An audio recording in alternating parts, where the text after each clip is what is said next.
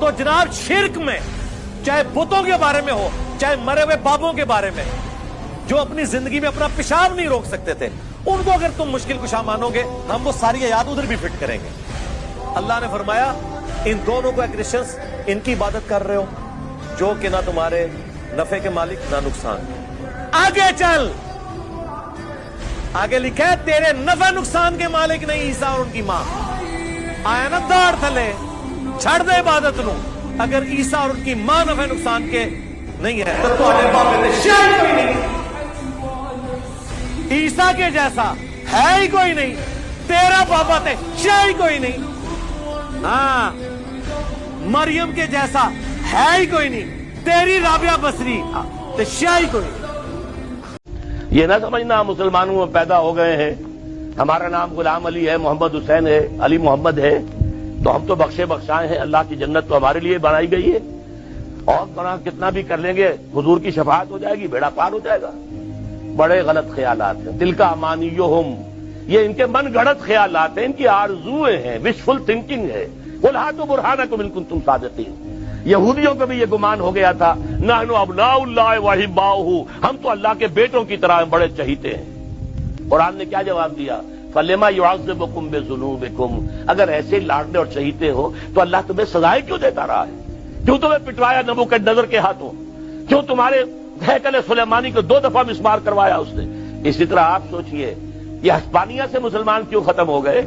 जहां 800 बरस हुकूमत की थी, एक मुसलमान जिंदा नहीं छोड़ा, या कत्ल या जला दिए गए, या बहरी जहाजों में भर भर कर और ले जाकर शिमाली अफ्रीका के साहिल पर डंप कर दिया गया। पूरा मुल्क खाली, जहां 800 बरस हुकूमत की। ये अजाब क्यों आया? ऐसे ही लाडले हो तो?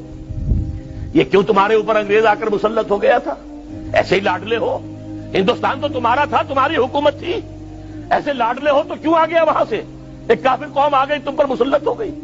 अल्लाह का अज़ाब है तुम पर इस वक्त, इसलिए कि तुम दीन पर अमल नहीं कर रहे, तुमने दीन से बेवफाई की है, अल्लाह से वादा खिलाफी की है। मैं माजरत के साथ अर्ज करूंगा अगर किसी के जज्बात को ठेस पहुंचे, आप शेख अब्दुल कादिर जिलानी रहमतुल्लाह अलैह को नहीं पुकार सकते, मोहम्मद रसूलुल्लाह को नहीं पुकार सकते।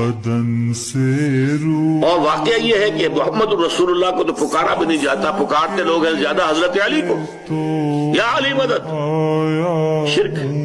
देखिए सबसे बात नुक्ते की बता दूं आपको, फरिश्ते को तो हम मानते हैं ना, हजरत शेख अब्दुल कादिर जिलानी रहमतुल्लाह अलैह की रूह है या नहीं है, सुनती है नहीं है, हाजिर है कि नहीं है, नाजिर है कि नहीं है, 100 इख्तिलाफ हो जाएंगे। इख्तिलाफात की तो गुंजाइश है ना। फरिश्ता है या नहीं है? वो तो फरिश्ता तो है, आपके दोनों कंधों पे बैठा हुआ है। किरामन कातिबीन है कि नहीं है? युरसिल अलैकुम हफ़ज़ा, आपके जो बॉडी गार्ड अल्लाह फरिश्ता नहीं भेजता, लेकिन आप फरिश्ते से भी नहीं कह सकते कि मेरा ये काम करो।